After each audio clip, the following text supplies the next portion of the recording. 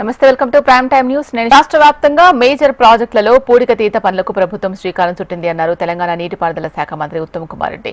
కోదాడ, హుజూర్నగర్ నియోజకవర్గాల్లో పర్యటించిన మంత్రి ఉత్తమ్ నీటిపారుదల పనులపై అధికారులతో సమీక్షా సమావేశం నిర్వహించారు. నాగార్జున సాగర్, శ్రీరామ్ సాగర్ ప్రాజెక్టుల్లో మట్టి, ఇసుక పేరుకుపోవడంతో నీటి సామర్థ్యం తగ్గిపోయింది అన్నారు. ఖమ్మం జిల్లాలో నిర్మిస్తున్న సీతారామ సాగర్ ప్రాజెక్టుకు 67 టీఎంసీల గోదావరి జలాల నీటి కేటాయింపును కాంగ్రెస్ ప్రభుత్వం సాధించింది అన్నారు. కూనేరు నుంచి పాలేరు రిజర్వాయర్కు వరద కాలువ ద్వారా 10 టీఎంసీల నీటిని తరలించినట్లు మంత్రి ఉత్తమ్ తెలిపారు. ఆల్ మేజర్ ప్రాజెక్ట్స్ లో డీసెడిమెంటేషన్ కార్యక్రమం ఒక జాతీయ ప్రోగ్రాం కింద చేపట్టడం జరిగింది. దాని ద్వారా ఎన్ఎస్పి టేల్ ఎండ్ ఏరియాస్ కి, ఎస్ఆర్ఎస్పి స్టేజ్ 2 టేల్ ఎండ్ ఏరియాస్ కి నీళ్లు తీసుకొచ్చే ప్రయత్నం ఇది. పాలేరు రిజర్వాయర్ కూడా నీళ్లు పెంచాలనే ఒక దృఢ సంకల్పంతో ముందుకు పోతున్నాము. సీతారాం సాగర్ ప్రాజెక్ట్ కి గోదావరి జలాల నుంచి 67 టీఎంసీలు కేటాయింపు చేసినాము. మూనేరు నుంచి గ్రావిటీ ద్వారా ఒక 10 టీఎంసీ పాలేరు తీసుకొస్తున్నాము. అదేవిధంగా ఎన్ఎస్పి నుంచి కూడా పాలేరుకి ఎక్కువ నీళ్ళు వచ్చే విధంగా ప్రయత్నం చేస్తున్నాము. పాలేరుకి ఎక్కువ నీళ్లు తీసుకొచ్చి అందులో కొంత భాగము మేము మోతే మండలానికి ఒక చిన్న లిఫ్ట్ పెట్టే ప్రయత్నం జరుగుతుంది. దాని భాగంగా ఈరోజు రివ్యూ మీటింగ్. ఉమ్మడి ఖమ్మం, ఉమ్మడి నల్గొండ జిల్లాల్లో ఇప్పుడు ఎగ్జిస్టింగ్ ప్రాజెక్ట్ నుంచి టేల్ ఎండ్ ఏరియాస్ కి ఏ విధంగా నీళ్లు ఇవ్వాలనే ఒక ఆలోచనతో మేము ముందుకు పోతున్నాం. తెలంగాణ ఆర్టీసీ కార్మికులు సమ్మెకు పిలుపునివ్వడంపై మంత్రి పొన్నం ప్రభాకర్ స్పందించారు. ఈ నెల 5, 6 తేదీల్లో హైదరాబాద్ లోనే ఉంటారని, ఆర్టీసీ ఉద్యోగులు తమ సమస్యలపై చర్చించవచ్చని అన్నారు. ఆర్టీసీ ఉద్యోగుల సమస్యల పరిష్కారానికి ప్రభుత్వ తలుపులు ఎప్పుడు తెరిచే ఉంటాయని స్పష్టం చేశారు పొన్నం. సీఎం రేవంత్ రెడ్డి సైతం కార్మికుల సమస్యలపై సానుకూలంగా ఉన్నారన్నారు. లాభాల బాటలోకి నడుస్తున్న ఆర్టీసీని సమ్మె వల్ల మళ్లీ నష్టాల వైపు వెళ్లేలాగా చేయొద్దని కార్మికులను కోరారు. గత 10 సంవత్సరాలు నిర్వీర్యం అయిపోయి సమ్మె ద్వారా చేస్తే కూడా అనేక మంది చనిపోయినా స్పందించకుండా, ఒక కొత్త బస్సు కొనకుండా, ఒక కొత్త కార్మికుడికి లేదా ఆర్టీసీకి ఉద్యోగం ఇవ్వకుండా వ్యవస్థ అంతా కూడా నిర్వీర్యమైన సందర్భంగా ఈరోజు ఆర్టీసీ పూర్తిగా లాభాల దిశలో పోయేటువంటి పరిస్థితుల్లో పాత అప్పులు, పాత పిఎఫ్ నుండి, పాత సిసిఎస్ నుండి వాళ్ళ నిధులను వాళ్ళకు రిటైర్మెంట్ ఇచ్చే విధంగా తీసుకునే ప్రయత్నం జరుగుతుంది. ఇటువంటి సందర్భంలో కొంత సమ్మెకు అనేటువంటి మాట చెప్తున్నటువంటి సందర్భంలో గౌరవ ముఖ్యమంత్రి గారు మొన్న స్పష్టంగా చెప్పినారు, ఈ ప్రభుత్వం ప్రజాపాలన ప్రభుత్వం, ఏదైనా చర్చ ద్వారా, సమస్య ద్వారా పరిష్కారం చేయడానికి సిద్ధంగా ఉన్నాం. మీరు మా మంత్రి గారు ఎప్పుడైనా కలవచ్చు, మీకు సమస్య పరిష్కారానికి సంబంధించినటువంటి మార్గం తలుపులు తెరిచినాయని చెప్పి వాళ్ళు కూడా కొంతమంది మేము కూడా చర్చలకు సిద్ధమన్నారు. నేను రవాణా శాఖ మంత్రిగా వారందరినీ ఎప్పుడైనా వాళ్ళ వీళ్ళని బట్టి నేను 5, 6 తేదీలలో హైదరాబాద్లో ఉంటా. వాళ్ళు ఎప్పుడైనా కూడా నా దగ్గరకు వచ్చి తలుపులు చర్చ ఎవరైనా రావచ్చు, ఎవరైనా మాట్లాడవచ్చు. దానికి ఇదేమో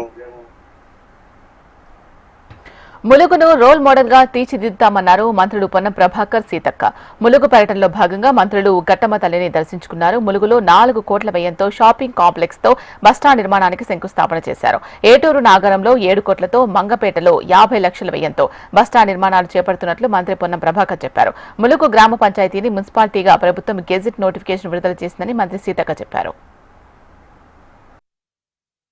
నియోజకవర్గ కేంద్రంలో 5 కోట్ల రూపాయలతోటి బస్ స్టేషన్ ను శంకుస్థాపన చేసుకున్నాం. 6 నెలల్లో పూర్తి అవుతుంది. అదేవిధంగా మరి బస్ డిపోను కూడా శాంక్షన్ చేసుకున్నాం. దాన్ని కూడా టెండర్ అయింది. ఆ పనులు కూడా ప్రారంభమైతా ఉన్నాయి. దాంతోపాటు మంగపేటలో కూడా ఒక బస్ స్టాండ్ నిర్మాణం జరుగుతూ ఉంది. దీంతో పాటు ఘట్టమ్మ దగ్గర కూడా ఒక బస్ స్టాండ్ కావాలని దాన్ని కూడా శాంక్షన్ చేస్తూ ఇది వెనుకబడ్డ ఈ ప్రాంతం లోపల గ్రామాల వారీగా ప్రయాణికుల సౌకర్యం కొరకు బస్సుల సంఖ్య కూడా పెంచమని కోరినారు సీతక్క గారు. తప్పకుండా బస్సుల సంఖ్య కూడా పెంచుతూ ఈ ప్రాంతంలో సమ్మక్క సారక్క దేవాలయం కానీ, ఈ ప్రాంతంలో ఉండబడేటువంటి మరి గిరిజన వర్గాలకు సంబంధించి ఎస్సీ, ఎస్టీ, బీసీ, మైనార్టీలతో పాటు అందరికీ కూడా అభివృద్ధి ఫలాలు అనే విధంగా రవాణా సౌకర్యం మెరుగుపరిచే విషయం లోపల ఆర్టీసీ ప్రత్యేక శ్రద్ధ తీసుకుంటుంది అనే మాట కూడా ఈ సందర్భంగా మనవి చేస్తున్నాం. ములుగు పట్టణం గ్రామ పంచాయతీ నుంచి మండల మండలం నుంచి నియోజకవర్గం నుంచి మరి జిల్లా అయింది. జిల్లా నుంచి ఈ రోజు మొన్ననే గెజిట్ కూడా రిలీజ్ అయింది మున్సిపాలిటీగా.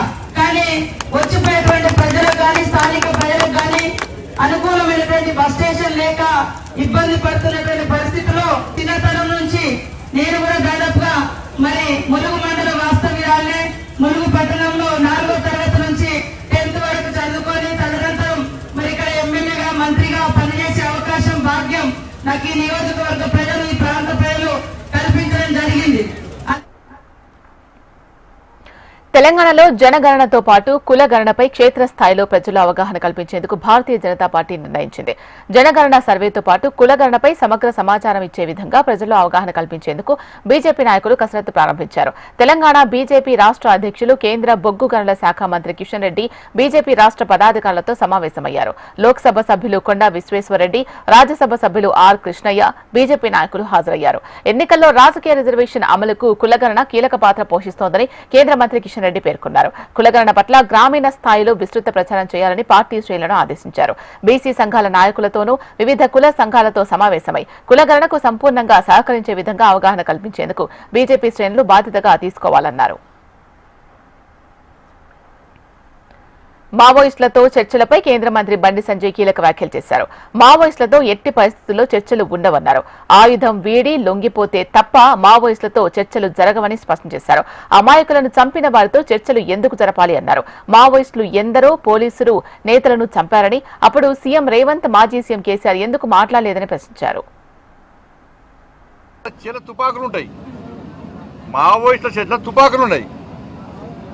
దాన్ని రాష్ట్ర ముఖ్యమంత్రి గారు ఏమంటారు, సామాజిక కొంత చూస్తున్నారు. ఇది ఎక్కడ పద్ధతి? వాళ్ళు చేలో తుపాకులు ఉన్నాయి, వాళ్ళు మైండ్స్ని పెట్టిండ్రు పోలీసులు చంపడానికి. మీ కాంగ్రెస్ పార్టీ ప్రభుత్వమే మావోయిస్టులను నిషేధించింది. కాంగ్రెస్ పార్టీ ప్రభుత్వమే నిషేధించింది. మీ ప్రభుత్వం మీ పార్టీని నిషేధించినటువంటి దాన్ని మీరు పడుచుకోకుండా దాని సామాజిక కొంత చూస్తున్న రాష్ట్ర ముఖ్యమంత్రి చెప్పడము, మంత్రులు దీన్ని ఖండించడము, ఇది మంచి పద్ధతి కాదు. దమ్ముంటే ధైర్యం ఉంటే రాష్ట్ర ముఖ్యమంత్రి గారిని చలో మావోయిస్టులను నిషేధం తొలగించే దమ్ము మీకుందా? మరి ప్రజలు తిరగబడతారు ఇవాళ. కానీ దాని గిరిజనుల పేరుతోని దాన్ని చూడడానికి మంచి పద్ధతి కాదు. గిరిజనులు ఎవరు పోలీసులను చంపరు, గిరిజనులు ఎవరు మైండ్స్ పెట్టి బ్లాస్టింగ్ చేయరు, గిరిజనులు ఎవరు అమాయకులను చంపరు, గిరిజనుల చేరు తుపాకులు ఉన్నాయి. కాబట్టి అనేక మంది అమాయకులను చంపారు. వాళ్ళ దాని మీద ఈ సంఘాలు ఎప్పుడు మాట్లాడాయి. ఇవాళ వచ్చి ఇలా చర్చలు జరపాలంటే తుపాకీ చేతిలో ఉన్నటువంటి వ్యక్తులతో, నిషేధింపబడిన సంస్థతో ప్రభుత్వం ఏ విధంగా చర్చలు జరపాలి. ఈ నాయకుడు ఒకటే నేను స్పష్టంగా చెప్తున్నాను, ఇద్దరు నాయకులు చెప్తున్నాను, మీరు పోటీ పడి వాళ్ళకి సపోర్ట్ చేసే ప్రయత్నం చేస్తున్నారు. ఇవాళ మహాముత్తార మండల్లో ఒక ఎస్ఐని బ్లాస్టింగ్తో చంపేసారు. ఆ రోజు ఎస్ఐ భార్య సీమంతం పాపం. ఒక కానిస్టేబుల్ చంపేసారు ఆ రోజే. ఆ కానిస్టేబుల్ కొడుకు బర్త్డే. మరి ఆ రోజు కేసీఆర్ గారు వేరు, రేవంత్ రెడ్డి గారు వేరు. వాళ్ళ దూరదర్శన్ రిపోర్టరు ఆడ టెలికాస్ట్ కవరేజ్ కోసం పోతే ఆయన చంపేశారు 2 లక్షలు. మరి ఆ రోజు కేసీఆర్ గారు ఎందుకు మాట్లాడలే, ఈ సంఘాలు ఎందుకు మాట్లాడలే, రేవంత్ రెడ్డి గారు మాట్లాడలే? అరే వరంగల్ జగన్మోహన్ రెడ్డి మా కార్యకర్తను చంపేశారు, జాతీయ జెండా ఎగిరేసి చంపేశారు, అప్పుడు ఎందుకు మాట్లాడలే? వీళ్ళు మధుసూదన్ గౌడ్ చంపేశారు, అప్పుడు ఎందుకు మాట్లాడలే? రామన్న గోపన్న చంపేశారు, అప్పుడు ఎందుకు మాట్లాడలే? మీ కాంగ్రెస్ పార్టీ నాయకులను చంపేశారు చాలా మంది. శ్రీపాదరావు గారు అజాత శత్రువు శ్రీపాదరావు గారిని చంపేస్తే వాళ్ళ కాంగ్రెస్ పార్టీ నాయకులను చంపేశారు. కేసీఆర్ గారు టీడీపీలో ఉన్నప్పుడు టీడీపీ నాయకులను చంపేశారు, అప్పుడు ఎందుకు మాట్లాడలే? కేసీఆర్ గారు ఎందుకు మాట్లాడలే? రేవంత్ రెడ్డి ఎందుకు మాట్లాడలే? ఇలా పోటీ పడి మాట్లాడే ప్రయత్నం చేస్తున్నారు. కేంద్ర బలగాలను మైన్స్ పెట్టి ఇదే ములుగు ఫారెస్ట్ లో చంపడము వీళ్ళు సమర్థిస్తారా? ఇద్దరు నాయకులు సమర్థిస్తారా? చర్చలు జరిపే ప్రసక్తి లేదు. వాళ్ళు తుపాకీ వీడాల్సిందే, పోలీసులకు లొంగిపోవాల్సిందే, వాళ్ళ ప్రవర్తన మార్చుకోవాల్సిందే. అది నిషేధిత సంస్థ, ఆ సంస్థతో చర్చ జరిపే సందర్భమే రాదు. కాంగ్రెస్ ప్రభుత్వం విద్యార్థుల చదువును జీవితాలను ప్రశ్నార్థకం చేస్తుందని బీఆర్ఎస్ ఎమ్మెల్యే హరీష్ రావు ఆరోపించారు. డిగ్రీ కళాశాలలకు దాదాపు 800 కోట్ల రూపాయల ఫీజు రియంబర్స్మెంట్ బకాయిలు చెల్లించకపోవడంతో 6 లక్షల మంది విద్యార్థుల భవిష్యత్తు అగమ్య గోచరంలో పడింది అన్నారు. డిగ్రీ పరీక్షలు నిర్వహించాలని విద్యార్థులు ప్రభుత్వాన్ని వేడుకునే దుస్థితి రావడం పాలనా వైఫల్యానికి నిదర్శనం అని విమర్శించారు. సకాలంలో పరీక్ష నిర్వహించకపోవడంతో పీజీ సెట్, లా సెట్, ఇతర పోటీ పరీక్షలు రాయడానికి 3వ సంవత్సరం విద్యార్థులు అర్హత కోల్పోతున్నారని ఆవేదన వ్యక్తం చేశారు. ఏప్రిల్ నెలలో జరగాల్సిన డిగ్రీ పరీక్షలను కాకతీయ, శాతవాహన, తెలంగాణ, మహాత్మాగాంధీ, పాలమూరు యూనివర్సిటీ పరిధిలో ఇప్పటికీ నిర్వహించకపోవడం ప్రభుత్వం చేతగానితనమే అని ఆక్షేపించారు. ప్రైవేటు కళాశాల యాజమాన్యాలు డిగ్రీ పరీక్ష నిర్వహించకుండా నిరసనలు తెలుపుతున్నప్పటికీ ప్రభుత్వం మొద్దు నిద్ర నటిస్తుందని హరీష్ ధ్వజమెత్తారు. భారతదేశపు తొలి ట్రాన్స్ మీడియా ఎంటర్టైన్మెంట్ సిటీ అయిన క్రియేటివ్ ల్యాండ్ ను ప్రజా రాజధాని అమరావతిలో ప్రారంభించడానికి రాష్ట్ర ప్రభుత్వం చరిత్రాత్మక అవగాహన ఒప్పందం కుదుర్చుకుందని ముఖ్యమంత్రి చంద్రబాబు తెలిపారు. ఈ శుభ పరిణామాన్ని ప్రకటించడం ఎంతో సంతోషంగా ఉందని ఎక్స్ వేదికగా ఆయన పేర్కొన్నారు. 25,000 ఉద్యోగాలను సృష్టించే లక్ష్యంతో ఈ ప్రాజెక్టు రూపొందిందని వివరించారు. విదేశీ పెట్టుబడుల్ని ఆకర్షించడానికి, పెద్ద ఎత్తున అభివృద్ధి చేయడానికి ఇది దోహదపడుతుంది అన్నారు. రాష్ట్రంలో స్థానికుల ప్రతిభను ప్రపంచానికి అందించే శక్తివంతమైన సాధనమిదని చెప్పారు. ఈ ప్రపంచ స్థాయి సృజనాత్మక టౌన్షిప్ చలనచిత్రం, గేమింగ్, సంగీతం, వర్చువల్ ప్రొడక్షన్, కథల తయారీతో పాటు ఏఐ ఆధారిత కంటెంట్ కు కేంద్రంగా ఉంటుందని వెల్లడించారు. అత్యాధునిక మౌలిక సదుపాయాలు, ప్రపంచ భాగస్వామ్యాలు మన యువతకు నైపుణ్యం కల్పించడానికి క్రియేటర్ ల్యాండ్ అకాడమీ వేదిక కానుందని తెలిపారు. సృజనాత్మకత, డిజిటల్ పరిశ్రమలకు ప్రపంచ గమ్యస్థానంగా ఇది మారుతుంది అన్నారు సీఎం చంద్రబాబు. సొంత డబ్బులతో తాగునీటి సమస్యను పరిష్కరించే విషయంలో వెనకడుగు వేసేది లేదని రాష్ట్ర రోడ్డు, భవనాల శాఖ మంత్రి బీసీ జనార్దన్ రెడ్డి అన్నారు. నంద్యాల జిల్లా బనగాలపల్లిలో 1,50,00,000 రూపాయలతో రూపుదిద్దుకున్న ఎంపీడీఓ కార్యాలయాన్ని ప్రారంభించారు. 4 కోట్ల రూపాయలతో చేపట్టనున్న ప్రభుత్వ డిగ్రీ కళాశాలలో భవన నిర్మాణానికి శంకుస్థాపన చేశారు. కోవెలకుట్లలో రక్షిత తాగునీటి పథకాన్ని ప్రారంభించారు. త్రాగునీటి సమస్య ఉంటే ప్రజలు తన దృష్టికి తీసుకొస్తే సంబంధిత అధికారులతో చర్చించి తాగునీటి సమస్య పరిష్కరిస్తానని తెలిపారు. అవసరమైతే తాగునీటి సమస్య పరిష్కారానికి తన సొంత నిధులు వెచ్చించడానికి వెనకాడబోనని భరోసా ఇచ్చారు. ఈరోజు కూటమి ప్రభుత్వం వచ్చిన తర్వాత ప్రభుత్వంలో ఏవైతే ఈ యొక్క మండలాల ఆఫీసులు కానీ, అదేవిధంగా స్కూళ్ళకు సంబంధించింది కానీ, అంగన్వాడీ సెంటర్లు కూడా అన్నింటినీ కూడా కొత్తగా నిర్మించాలని చెప్పే ఉద్దేశంతోనే 1,50,00,000 లక్షలతో అత్యాధునికంగా అన్ని వసతులు ఉండే విధంగా కంపల్సరీగా 9 నెలల కాలంలో చేస్తాము. గత ప్రభుత్వం నిర్లక్ష్యం వల్ల ఇవన్నీ కూడా నిలబడిపోయినాయి. ఏ రోజున వాళ్ళు వచ్చి ఈ విధంగా ఎప్పుడైనా చూసినారు అక్కడికి? ఏ రోజున ఒక పేపర్కి స్పందించి ఫిల్టర్ బెడ్లకు చూడడం కానీ, ఇక్కడికి రావడం కానీ ఏ ప్రభుత్వంలో చేయలేనిటువంటివి కూడా మా ప్రభుత్వం ఈరోజు ఆర్థిక ఇబ్బందులు ఉన్నాయి. అనేక సమస్యలు కొట్టుమిట్టాడుతున్నాయి. ఏది ఉండే కానీ కూడా కోయిలకుంట్ల పట్టణంలో ఆ రోజు మా కూటమి ప్రభుత్వంలో ప్రజలు పట్టం కట్టారు. తాగునీటికి సమస్యకు ఎప్పుడు నా దృష్టికి వచ్చినా మా అధికారులు సర్వసిద్ధంగా ఉన్నారు. ఖచ్చితంగా వారికి అక్కడ ఉన్నటువంటి ఏమైనా ఇబ్బందులు ఉంటే సరిచేస్తామని కూడా తెలియజేస్తూ ఈరోజు 1,50,00,000 అది తయారు చేస్తున్నాము. ఈ 40 లక్షలు కూడా తొందరగా తీసుకొచ్చి వాటిని కూడా చేస్తాము. వీటన్నిటిని కూడా తీసుకొని ఈ యొక్క ప్రజలకు ఆరోగ్యవంతమైన మంచినీళ్ళు ఇవ్వడం ఉంది.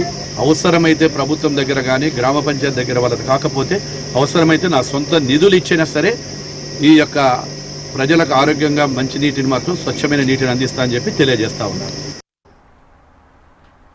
ఏపీలో మోడీ పర్యటన ఖరారైంది. అంతర్జాతీయ యోగా దినోత్సవాన్ని పురస్కరించుకుని వచ్చే నెల 21వ తేదీన విశాఖలో నిర్వహించనున్న కార్యక్రమానికి ప్రధాని మోడీ హాజరు కానున్నారు. ఈ మేరకు ప్రధానమంత్రి కార్యాలయం నుంచి విశాఖ జిల్లా అధికారులకు సమాచారం అందింది. విశాఖలో ప్రతి ఏడాది తూర్పు నౌకాదళం, ఆంధ్ర విశ్వవిద్యాలయం, జిల్లా యంత్రాంగం వేర్వేరుగా యోగా దినోత్సవాన్ని నిర్వహిస్తూ ఉంటాయి. అయితే ప్రధాని ఏ కార్యక్రమంలో పాల్గొనున్నారో అన్న దానిపై ఇంకా స్పష్టత రావాల్సి ఉంది.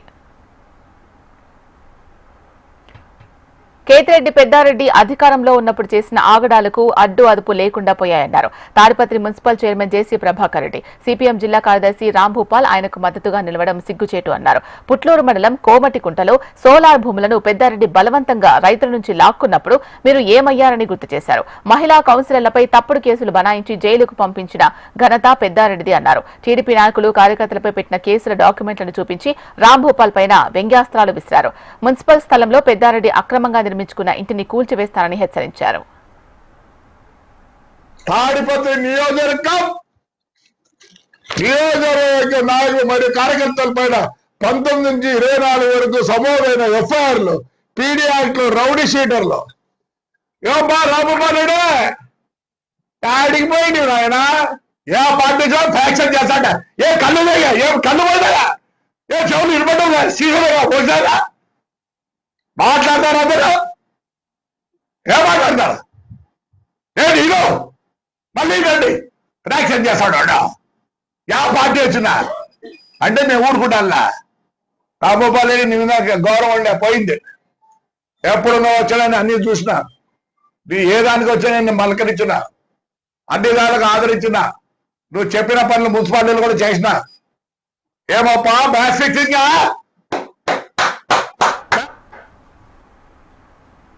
టీడీపీ ఎంపీ వేమిరెడ్డి ప్రభాకర్ రెడ్డి లక్ష్యంగా చేసుకుని మాజీ మంత్రి అనిల్ కుమార్ యాదవ్ సంచలన వ్యాఖ్యలు చేశారు.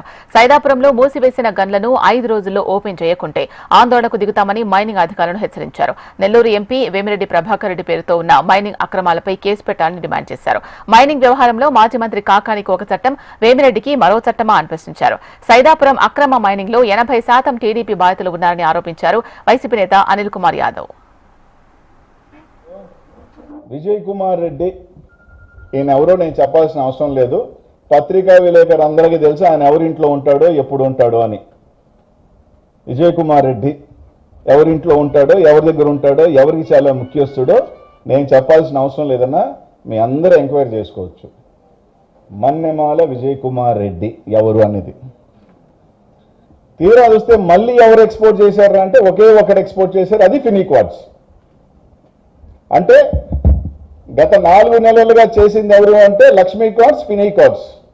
వీళ్ళ తప్ప ఎందుకు ఇంకొక ఎక్స్పోర్టర్ చేయలేకపోయాడు? ఎందుకు మైన్స్ ఓపెన్ కావట్లేదు? ఇది నేను కాదు, ఏ మైన్ ఓనర్ని అడిగినా చెప్తాడు. నాకు తప్ప, మాకు తప్ప మీరు ఎవరికి ఎక్స్పోర్ట్ చేసేదానికి లేదు. ఎవరు చేసినా మా కంపెనీ ద్వారానే చెయ్యాలి, లేకపోతే మీ మైన్స్ ఓపెన్ చేయము అనే ఒక హుకుం జారీ చేయబట్టి వాళ్ళకి సరెండర్ అయిన వాళ్ళు ఇచ్చిన మెటీరియలే వీళ్ళ ద్వారా పోయింది. వాళ్ళకి సరెండర్ కాని వాళ్ళు మైన్స్ని ఓపెన్ చేయలేదు. ఎందుకు 20-30 ఎక్స్పోర్టర్లు ఉన్న వాళ్ళు ఈరోజు కేవలం 2కే పరిమితం అయ్యారు, అది కూడా అధికార పార్టీకి సంబంధించిన ఎంపీకి సంబంధించిన వాళ్ళు. ఇది కాదా వాస్తవం? ఈరోజు నేను ఓపెన్గా చెప్తున్నా, దీనికి సమాధానం చెప్పాల్సిన వ్యక్తి ఒక ప్రజా ప్రతినిధిగా ఉన్న వేమిరెడ్డి ప్రభాకర్ రెడ్డి గారు చెప్పాలి. ఆయన సమాధానం చెప్పడా? ఎందుకు ఈ నాయకుల మీద కేసు పెట్టకూడదు? లోక్సభ ప్రతిపక్ష నేతగా ఉన్న రాహుల్ గాంధీ శ్రీరాముడి ఉనికి గురించి వివాదాస్పద వ్యాఖ్యలు చేశారు. రాముడు పురాణాలకు చెందిన వ్యక్తిగా అభివర్ణించారు రాహుల్ గాంధీ. రాముడు పాత్ర కల్పితం అని అర్థం వచ్చేలా మాట్లాడడంపై బీజేపీ నేతలు భగ్గుమంటున్నారు. రాహుల్ గాంధీ హిందూ వ్యతిరేక మనస్తత్వం కలిగిన వాడని, రాముడి వ్యతిరేకి అని బీజేపీ ఆగ్రహం వ్యక్తం చేసింది. బ్రౌన్ యూనివర్సిటీలోని Watson Institute for International and Public Affairs లో ఈ వ్యాఖ్యలు చేశారు. హిందూ జాతీయవాదం ఆధిపత్యం చెలాయించే యుగంలో అన్ని వర్గాలను స్వీకరించే లౌకిక రాజకీయాలు ఎలా రూపొందించాలి అని అడిగిన ప్రశ్నకు సమాధానంగా ఈ వ్యాఖ్యలు చేశారు.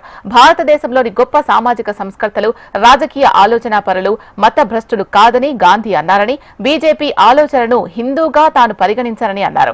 హిందువులు రాముణ్ణి అవమానించడం కాంగ్రెస్ పార్టీ గుర్తింపుగా మారిందని బీజేపీ విమర్శించింది. అఫిడవిట్ ద్వారా రాముడి ఉనికిని తిరస్కరించిన వారు, రామ మందిర నిర్మాణాన్ని వ్యతిరేకించిన వారు, హిందూ ఉగ్రవాదం అనే పదబంధాన్ని సృష్టించిన వారు ఇప్పుడు రాముణ్ణి పౌరాణికం అని అన్నారని ఎద్దేవా చేశారు. Non-violence.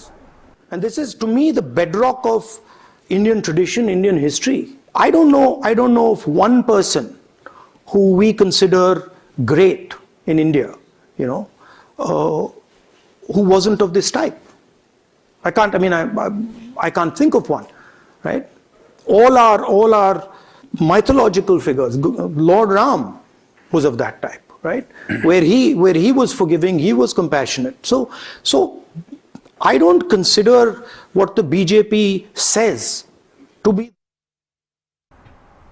యూరోపియన్ దేశాలపై మరోసారి భారత విదేశాంగ మంత్రి ఎస్ జైశంకర్ సంచలన వ్యాఖ్యలు చేశారు. ఆ దేశాల ద్వంద్వ ప్రమాణాలను ఎండగట్టారు. ఆర్కిటిక్ సర్కిల్ ఇండియా ఫోరం సమావేశంలో ఆయన ఈ వ్యాఖ్యలు చేశారు. యూరోపియన్ దేశాలు భారత భౌగోళిక రాజకీయ వైఖరిని ప్రభావితం చేయడానికి ప్రయత్నిస్తున్నాయని విమర్శించారు. భారతదేశం బోధించే వారి కోసం కాదని భాగస్వాములను కోరుకుంటుందని చెప్పారు Jaishankar. Look, when we look out at the world, Samir, we look for partners. We don't look for preachers, particularly preachers who don't practice at home what they preach abroad. And I think some of Europe is still struggling with that problem. Some of it is changing. The issue for us, I mean, in many ways, Europe, I think, has entered a certain zone of reality check.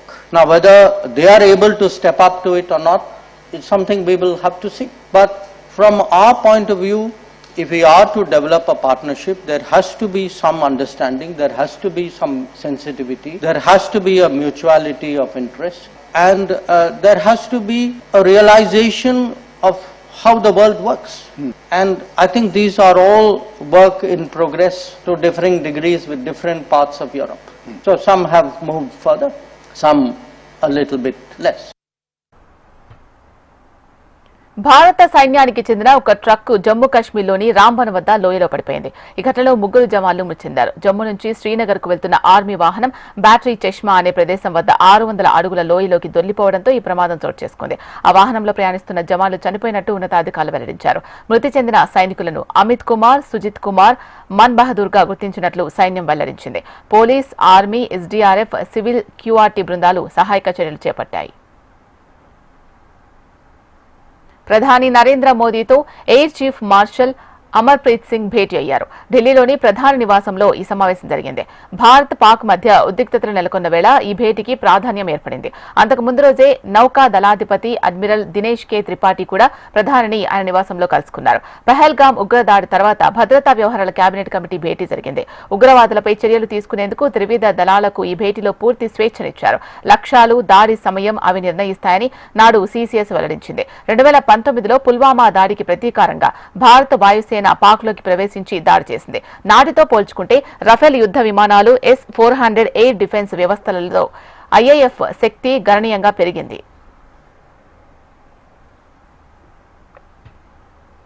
Pahalgam ఉగ్రదాడి తర్వాత పాకిస్తాన్ ను అన్ని వైపుల నుంచి భారత్ దిగ్బంధిస్తోంది. ఇప్పటికే సింధు జలాల ఒప్పందాన్ని నిలిపేసిన ఢిల్లీ తాజాగా బాగ్ లిహార్ ఆనకట్ట నుంచి పాక్ నీటి సరఫరాను నిలిపివేసింది. దాయాదిని ఎండగట్టే చర్యల్లో ఇది రెండోదిగా భావిస్తున్నారు. పాకిస్తాన్ ఉపరితలం నుంచి ఉపరితలం పైకి ప్రయాణించే క్షిపణిని ప్రయోగించిన నేపథ్యంలో ఈ విషయం బయటకు రావడం గమనార్హం. నీటి ప్రవాహాన్ని ఆపేందుకు ఈ డ్యామ్ స్లూయిస్ స్పిల్ వేపై ఉన్న గేట్లను కిందికి దించేశారు. దీంతో పాక్లోని పంజాబ్ ప్రావిన్స్ కు ఇక్కడి నుంచి నీటి సరఫరా నిలిచిపోయింది. ఇది స్వల్పకాల చర్యగా అక్కడి అధికారులు ఒకరు వెల్లడించారు. దీంతో అవసరమైతే భారత్ కఠిన చర్యలు తీసుకోగలదని పాక్ కు తెలియజేసినట్లయింది. 900 మెగావాట్ల జల విద్యుత్ ఉత్పత్తి నిమిత్తం ఈ డ్యామ్ ను చీనాబ్ నదిపై 2008లో నిర్మించారు. సింధు జలాల ఒప్పందం కింద పాక్ కు అత్యధిక వాటా నీళ్లు లభించిన నదుల్లో చీనాబ్ కూడా ఒకటి. పంజాబ్ ప్రావిన్స్ లో ఎక్కువగా పంట పొలాలు దీనిపై ఆధారపడి ఉన్నాయి. 36 గంటల్లో మాపై భారత్ దాడి చేయడం ఖాయం అంటూ గగ్గోలు పెట్టిన పాక్ రక్షణ మంత్రి ఖవాజా ఆసిఫ్ ఇప్పుడు కొత్త రాగం అందుకున్నారు. ఆయన 36 గంటలని చెప్పి 4 రోజులు దాటినా భారత్ నుంచి ఎటువంటి ప్రతిదాడి లేకపోవడంతో కొత్త కోణం తెరపైకి తెచ్చారు. భారత్ వాయుసేనతో ఘర్షణ జరిగే అవకాశాలు చాలా ఎక్కువగా ఉన్నాయని అంచనా వేశారు. ఆయన పాక్ కు చెందిన ARY న్యూస్ కు ఇచ్చిన ఇంటర్వ్యూలో ఈ వ్యాఖ్యలు చేశారు. ఇప్పటికే తమ గగనతలంలోకి వచ్చేందుకు ప్రయత్నించిన రాఫెల్ యుద్ధ విమానాలు అడ్డుకున్నట్లు ఆయన చెప్పుకున్నారు. ఇక ఇదే మంత్రి సింధు నదిపై భారత్ నిర్మించే కట్టడాన్ని అయినా దాడి చేసి కూల్చేస్తామని పేర్కొన్నారు. అసలు భారత్ దీనిపై నిర్మాణాలకు ప్రయత్నించడమే దౌర్జన్యంగా భావిస్తామని మరో ఛానల్తో అన్నారు. దౌర్జన్యం అంటే కేవలం తూటాలు కాల్చడమే కాదు, అది చాలా రూపాల్లో ఉంటుందని జియో న్యూస్ తో చెప్పారు. ఉన్నత స్థాయి నాయకులు, అధికారులు మీడియా సమావేశం నిర్వహించినప్పుడు హాజరైన జర్నలిస్టులంతా ఎంతో హుందాగా వ్యవహరిస్తూ ఉంటారు. వారి నుంచి కీలక సమాచారాన్ని రాబట్టేందుకు ప్రయత్నిస్తూ ఉంటారు. కానీ విదేశాల్లో మీడియా సమావేశానికి హాజరైన 2 పాక్ జర్నలిస్టులు మాత్రం అత్యంత దారుణంగా వ్యవహరించారు. పరస్పరం తిట్టుకుంటూ ఏకంగా బూత్ పురాణాన్ని అందుకున్నారు. ఈ ఘటన లండన్లోని ప్రసిద్ధమైన ఒక కేఫ్లో జరిగింది. పాక్ మాజీ ప్రధాని, Pakistan Tehreek Insaf party secretary general Imran Khan కు అత్యంత సన్నిహితులైన సల్మాన్ అక్రమ్ రాజా లండన్లో మీడియా సమావేశం ఏర్పాటు చేశారు. దీనికి సఫీనా ఖాన్, అసద్ మాలిక్ తో పాటు పలువురు జర్నలిస్టులు హాజరయ్యారు. సఫీనా ఖాన్ పాకిస్తాన్ కు చెందిన నియో న్యూస్ ఛానల్లో పనిచేస్తూ ఉండగా అసద్ మాలిక్ కొందరు ఇతర జర్నలిస్టులు వేర్వేరు ఛానల్స్ లో పనిచేస్తున్నారు. వీరంతా ఒక చోట చేరిన సమయంలో సఫీనా, అసద్ మాలిక్ మధ్య వివాదం చోటు చేసుకుంది. అది క్రమంగా చినికి గాలివానగా మారింది. పరస్పరం బూత్ పురాణం అందుకున్నారు. అక్కడున్న మిగతా జర్నలిస్టులు వారిని సముదాయించే ప్రయత్నం చేశారు. ప్రెస్ మీట్ అనంతరం సఫీనా ఖాన్ సోషల్ మీడియా వేదికగా స్పందించారు. అసద్ మాలిక్ తో పాటు టీవీ లండన్ లో పనిచేస్తున్న మెహసిన్ నఖ్వీ హమ్ న్యూస్ రిపోర్టర్ రఫీక్ నుంచి తనకు ప్రాణహాని ఉందని పోస్ట్ చేశారు.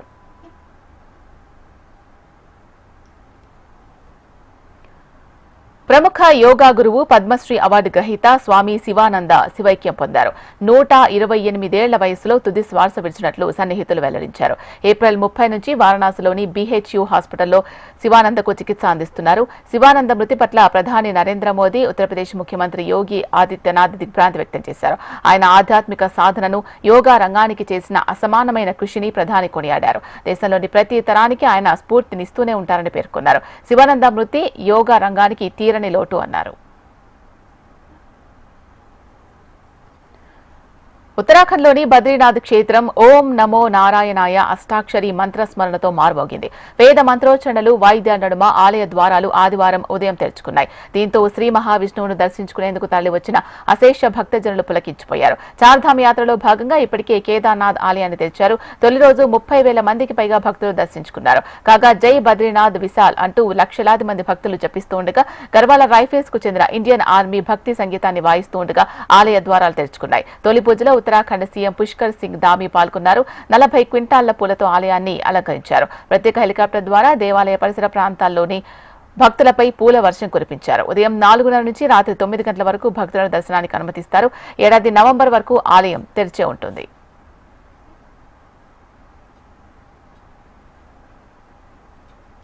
ఇవి ఇప్పటివరకున్న అప్డేట్స్. చూస్తూనే ఉండండి HM TV. నమస్తే.